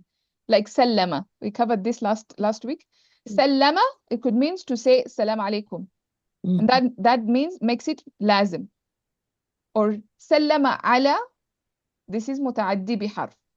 And then سلمه, to hand something over, to give something up, to submit something, this idea. So سلمه, this is متعدي. So you can see like even the meaning changes with the greeted. I yes. think you said the last one. Yes, greeted سلم Greeted. على. It comes with حرف جر على. Any other questions? Like ja means like I came, okay, and هو ja هو bi جاء. means ja, and ja bi means I brought something. Exactly. You see, the meaning kind of changed a bit. Literally, Thank it you. means I came with. Yeah. جاء بي, I came with, which in English we So use the term then, I brought. yeah, so we can ask I came with what? You see, you can ask what. Yes, yeah. So this means it's متعدي. Mutaddi. You see? I cannot say I came what, but I can say I came with what. With what? Yeah. So there's a with, there's a harf jar that I you was brought reading it. this word zahaba, and then in that sentence it wasn't making sense to me, and then I found out that it also means to turn golden. Yeah, ذهب. No, with the That one is zahaba. family too. Oh, that's family too? Yes, family too. ذهب. Okay, I didn't know that. Inshallah, Okay. that's one of the topics that I also intend to teach in phase 2, if Allah gives us all life and strength, and I need to figure things out. But I intend to like show you some of the meanings of different families. Like if I put a word, a jither in family 2, what are some of the meanings? In family 4, what are some of the meanings, and so on and so forth. So inshallah, that's something I intend to cover. We will not cover all the meanings. We will cover maybe 2 or 3 or 4 common meanings of each word, or of each And that's family, very, sorry. very important for me. Sorry? That is very important for me. Inshallah, inshallah. Also, No worries. would you possibly cover Arab or German, or that's something that you would just leave it out Arab of what? of the jumlas, of the Like the sentences? proper technical way of doing it? Yeah. You would die. Trust me. You don't want me to do that. Okay. You are not going to enjoy that at all. I know it's very, very dry, but it's Very. important to understand the nazm and the Maybe what we connections can between do sentences. is we can just go to like Tafsir app here, and we look at maybe a couple of examples, and we see like especially the ones that give detail. This one is Muyassar, this one doesn't give details. So maybe I look for one that would tell you like if something is no, even this one is not. It's very, I don't know if there's a detailed one. That's the thing. I I will look think for one and see. Darwish has it, but I don't know if Darwish is here. It's there. Yeah. But also he doesn't even go into the proper details. Like if you were to do proper I'rab, like the way they teach in Arabic schools and the way you have to answer in the exam, you would die, trust me. Like this one is very, very easy to read. I'm trying Yeah. to look for something. Inshallah, I'm doing we it. can do some Yeah, I'm examples. doing it right now in another course, but I can't. It's difficult. So that's why you teach very well, mashallah, Maulama. So I thought maybe if you would do it, I would probably Yeah. understand it better. But to be honest, it's not that important in the studies of the Quran, and that's why Ustad Nu'man Ali Khan omitted it, because it's not that Okay. important. Okay. Good to Yeah, know that. yeah. It's not, it is a good information to know to be able to read some of these books, but is it highly important? No. Knowing that this is a fa'il, this is a fi'al, this is a maf'ul bihi, this is tamyiz, this is hal, that is important. But knowing why it is تمييز منسوب بالياء لأنه جمع مذكر سالم, this whole detail is not important. No. Okay. Yeah. I Thank think you. that's Then, where we struggle to draw the line where is important and at what point do I just dig into the Quran and do my tadabbur. I know you're Yeah. supposed to do it every part of the way, but there comes a point where you say, where do I stop? Because when it comes to the point where we're arguing whether it's a hal or something else, I feel like that's pointless. I mean, Well, so when it comes to maybe the hal is not a Quran, good example. There's a point yeah. of, you know what I mean, right? Yeah, I know what you mean. Like, okay, so the thing, what he's talking about, the type of i'rab that he's talking about, is they will analyze. Okay, so you said this is, for example, you said this is mansub. But what haraka? What haraka is making it mansub? Is it a fatha? Is it a ya? Is it a kasra? Because jamu' mu'annath salim takes a kasra. So I would say this is mansub bil kasra لأنه جمع مؤنث سالم. Sorry, yeah, something like that. Why do I need this whole لأنه منصوب بالكسرة? If I know that it is mansub because of a kasra, will that add my tadabbur? Would that give meaning to the That's where tadabbur? It doesn't. I'm asking, where do I we was draw not, the line? And I was not talking about that. Sorry. Okay, you were not. a Okay. different line for different people. That's where I'm struggling actually. Yeah. Yeah. I don't know what. I was talking about like you were doing different type of jumlas, right? Jumla Sanafiya doesn't have any Arab. And then Jumla Matufia is going to carry over the Arab of the previous Jumla. That's Yeah. what I was talking about. But all that, even what I mentioned, is still part of the i'rab. So all i'rab is a very big topic, and there's a Yeah. specific way of doing it. And I really don't. I feel like that's it's a bit much. The I mean, overkill, okay. yeah. Understood. The Got way it. Ustad That, teaches that, it, that's yeah. the basic what you need. Okay, good. That's good. Jazakallah khair. Yeah, cool. Yeah. I mean, of course, if you advance yourself too much, you can learn these things. But for now, I don't think it's important that much. All right. Let me start the quiz here. You know the drill. So najja, this is family 2, and it's naqis. Just to give you a clue. Najja yunajji. Okay.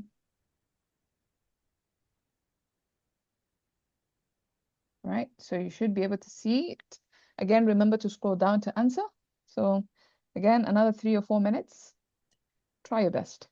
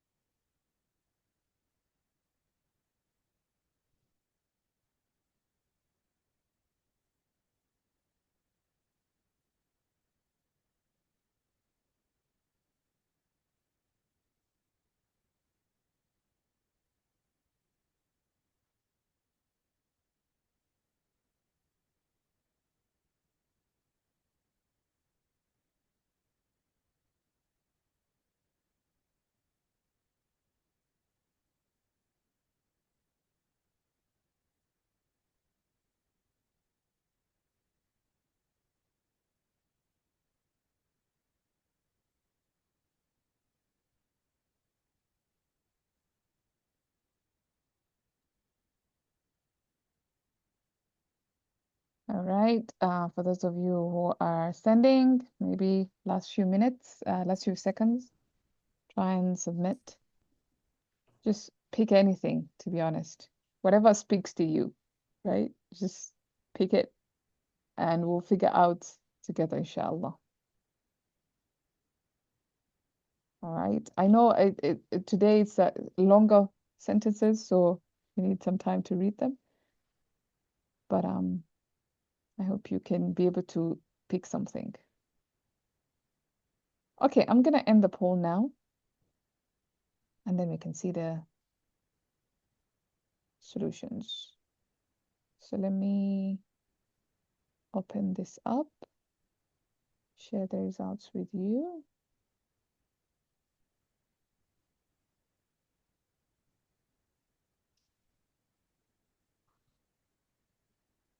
Okay, so the first one, Allah saved them from the punishment. Allah saved. The key word here is saved them. So we're looking for Madi. We're looking for the Madi version of it. Why is it showing very... Okay, I need to click on this. Okay, so some of you says yunajjihimullah. So yunajjihim, this is mudara. The ya letter, yant letters. It begins with ya in the beginning. So obviously this is not what we're looking for. We're looking for Madi. So let's look at what majority of you picked. Najjahum. So najja. This is the Madi. Najjahumullahu min al-adhab. And I think majority of you got that correct. So that's good. And then one of you, najawullaha. This is family 1 and not family 2. So we were looking for najja, yunajji, family 2, right? So gotta be careful with those families as well. And then, so najahum Allahu min al-adhab, that would be the correct answer. Save yourselves before it is too late. Now, save yourselves. What kind of a sigha is this? Immediately my mind goes to amr. So I have to conjugate amr version of najja. So let's see. Najjaytu. This is madi. Ana najjaytu. I saved myself. This is madi. Najja. Nujjiya. This is actually mabni lil majhul. This is passive line. Nujjiya, yunajji. Ui sound. You see, nuji. Ui. This is mabni lil majhul. Don't be fooled. And then what majority of you actually selected? Najju anfusakum. Like allimu. Najju. This is what we're looking for. Najju anfusakum qabla fawatil awan. Save yourselves before it is too late. Okay. Then finally we have you are saving the child. Now this one, of course, it sounds like a mubtada khabar, but whenever I use this kind of pattern, I'm looking for mudara. I'm looking for mudara, right? And I think majority of you actually got it right. Tunajjina tifla. Anti tunajjina. So remember in the mudara, the anti version has a to beginning and ina. So tunajjina at-tifla. This one, I think probably the person who selected this could not see clearly. Like the ya is at the beginning and not ta. So it's not yunajjina, it's tunajjina, right? And then tunajji, this is anta. Anta tunajji. But it's not feminine. We want the feminine version of it, right? So yeah, the majority of you, mashallah, are doing good. So that's, and this is not an easy sarf, by the way. This is because it's naqis and it's family 2. It gets a bit complicated. So that's good. Good progress. All right. I hope that was okay. Any questions?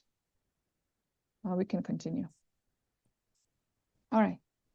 Fine. And again, remember sarf. Sarf is difficult for everybody. So if you're not getting it, you're not hacking it, it's okay. It will come with practice and slowly by slowly. Don't stress over sarf so much. That's my advice. All right. Let's spin the wheel. Alhamdulillah. Alhamdulillah. Let's spin the wheel and we can be able to finalize this. Again, I think I am going to, I don't know if I will leave this as homework as well. Like you guys can just try and come up with the ideas and see what you can be able to do. If you can be able to come up with ishtighal, you can be able to come up with Sifatu Mudhaf. Although Sifatu Mudhaf is not really a very common thing, and that's where we landed. Oh, come on. It's not really common. And it's not so easy to have an example of this. But you can try. You can try. And if you're not finding anything, it's okay. You can try ishtighal. Because ishtighal is a little bit more common. But the most common actually is compound sifa in the Quran. So if you can be able to practice more on compound sifa, I think that would be very good. As opposed to these other two. Ishtighal is easy to spot. Sifatu Mudhaf can be a bit complicated, like I showed you. But yeah, not a very common subject, to be honest. It's not even taught as a subject. I'm just making it as a subject because just to show you the difference. That's it. Okay, so that's going to be like you kind of like extra homework for you guys to practice. Just maybe you can, what you can do is just find ishtighal in the Quran and try and practice with compound sifa. That's what you can be able to do. Okay, so let's guess, who am I? I leave a pronoun behind as evidence. I often appear for emphasis or attention, or in this case, importance, giving something importance. I introduce myself before the sentence is ready for me. Like I show up. Ishtighal. Oh, Ishtighal. Yes. Leave a pronoun behind as evidence. Yes. I try to make them funny. First, I hope you can enjoy them. So you see, I force the sentence to remember me twice. Like I come in the beginning and then I also come back in the pronoun. Like you remember me twice. This is ishtighal. Very well prepared. Yeah, this one is, everyone has a clue. Every point has a clue. Yes. Very nice. Okay, fantastic. And as you know, always we normally end with just reflection of the ayah, because the idea, again, we're not learning grammar and we're not learning sarf for the sake of learning. We're learning so that we can be able to understand the Quran better. And so we have to go back to the ayah and ask ourselves why. So this will be like a balagha question. Why hikman and ilman are mentioned together? So Sajida, you were asking what is balagha and all that. This is a balagha question. Why hikman and the ilman always come together, right? Always? Well, not always, actually, by the way, not always, but this idea Most of of the time. yeah, most of the time they're brought together. Knowledge and wisdom, knowledge and wisdom. And by the way, if you're to think about it, actually, an interesting thing is that you notice that for certain cases or for certain prophets, Allah would say hukman wa ilma. Yusuf and Musa alayhi salam, Allah says, and Sulaiman, Allah says hukman wa ilma. And Lut hukma wa ilma. He doesn't say ilman wa hikma or something. It's very, very interesting. So why hukm, why wisdom is coming before knowledge? In our experiences, how do we normally experience? We have knowledge, then we have wisdom. But for some prophets, Allah would say, wisdom came first, then knowledge came late. Isn't that interesting? Yeah. So just like the example we have here, وَلُوطًا آتَيْنَاهُ حُكْمًا وَعِلْمًا. Lut was given wisdom first, then ilm. What's that? What does that mean? Right? And of course, this is just like a general idea. What kinds of environment destroy morality? This is very common for us, something we can think about today. I mean, just look at the morality and how morality has completely been destroyed. And you see the people of Lot, they were doing the khaba'ith. So And which we are doing other that prophet right now. said used hikman first? Sorry? You said hikman came first for Lut, and who else? Lut, Yusuf, Musa, and I think Sulaiman. Yusuf That's and Musa, interesting. I they're have an idea. connected. Okay. And Sulaiman, I think it's Yeah. clear, because Sulaiman was given wisdom, and even in the Bible, he's known as, the wisdom of Solomon, right? We normally say this, wisdom of Solomon. In English, there's that statement. Yeah, so those, I think those four, but I will confirm. Yeah, so you can just ask Interestingly, yourself I that mean, there were two. Interestingly, there are two prophets, and at the same time with all four of these. I don't know if that is connected or not. We will have to look at it. Two prophets with all four? Yeah, and Lut was there when Ibrahim was there. Yes. At the same time. Yes. And Musa was there when Harun was there. Both were prophets, main prophets. Yes. And Sulaiman and Dawood. Sulaiman and Dawood were together. And interesting. also, yeah, it's interesting. Yusuf and his father. Yes, His father, true. yeah, Yaqub. SubhanAllah. I didn't even notice that before. Thank you for sharing that. I'm gonna have to think more into this. That's a very interesting observation. Yeah. Okay. Yeah, so these are some of the questions you can ask yourselves, and even more. Don't limit yourself to this. Maybe you read the ayah and some other question. Like, for example, I think Fawzia raised this point. Why كانت تعمل, not why عملت, or إنهم قوم, just without the kana. Because there's a certain meaning in kana that shows this idea of they persisted, they continued. Like, it wasn't just once, or they did this thing once and that was it. Because Madi shows something that was done once or something that was finished. But كانت تعمل, it was continuous. Yeah. Yeah, And you can ask kana plus mudari is showing the istimrar, استمرار. right? Exactly. Yeah. كان plus مضارع استمرار. استمرار in the Madi, of course. Mhm. Yeah. Okay.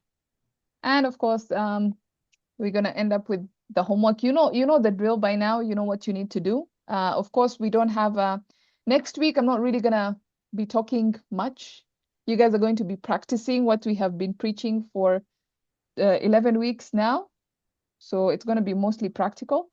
What you can just do is maybe continue practicing the sarf of najja yunajji, and that's about it. And next week we shall be finishing this. I have a bonus session inshallah, that I've prepared after this, and maybe an exam that I can share with you guys for you to test yourself and see how it goes. But that brings us to the end of this class today.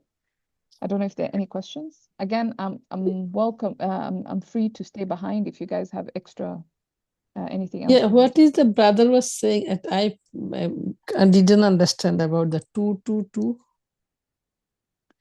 So the four prophets that I mentioned that, hukman wa ilma, wisdom is mentioned first before knowledge, was Sulaiman, Lut, Yusuf, Musa. And it just so happens that each one of these prophets actually existed with another prophet in their time. Like Yusuf was a prophet, but his father was also a prophet in the same time. Musa was a prophet, but also Harun was a prophet in the same time. Lut was a prophet, and also Ibrahim was a prophet in the same time. Sulaiman is a prophet, and Dawood, his father, was also a prophet in the same time. And you see, actually, two of them are like family. Right? Harun and Musa, Sulaiman Brothers. and Daud, yeah. So you have father, son, brother, and also Lut is a family. I think of that Ibrahim. nephew or something. Yes, nephew. So it's close to the family actually, if you look at it even more close. So like either it's a Hukman, father or a son or something. Hukman, you said the wisdom, right? Yeah, wisdom. Okay. So wisdom is mentioned first before knowledge. أتيناه حكما وعلما. Hukm, then knowledge. Hukm, not hikmah, right? Two different words. One is like a Yes. hikmah or something, people say. So hikmah, let me see how they translated it actually. What was the translation? We gave sound judgment. So hukm, actually, yeah. So hikmah would be the wisdom, but hukm is like a ruling or a judgment. That would be like hukm. Right. Yeah. So it's not actually hikmah. Yeah, you're right. It's not actually wisdom. Well, sound judgment is wisdom here. Yes. So, but They're related. I mean, hikmah is also used for Quran itself, right? So, so that in that case, it is the rulings that are in Quran, Yes. right? Yes. So the idea of judging properly. Yeah. Which is it requires wisdom to do that. You cannot judge properly. You cannot have sound judgment without wisdom. We're talking like muhkamat. Yes. Yes. Rulings and things like that.